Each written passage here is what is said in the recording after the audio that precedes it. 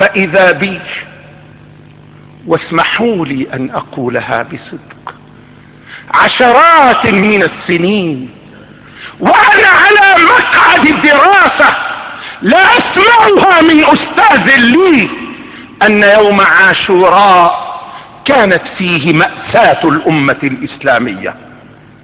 لماذا كانوا يخفون عنا ذلك؟ سامحهم الله. قال خوفا من أن تتأثر فتتشيع. خوفا.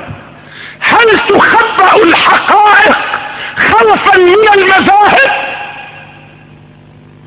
هل نكتم الحقيقة حتى لا نقوي مذهبا على مذهب؟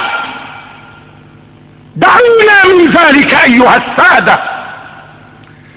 فقد مضى زمان يستعمل فيه الدين متكئا لسياسة الأشخاص، وقد مضى الزمن الذي يستغله من سمي بأمير المؤمنين ظلما ليعيش في الأرض فسادا.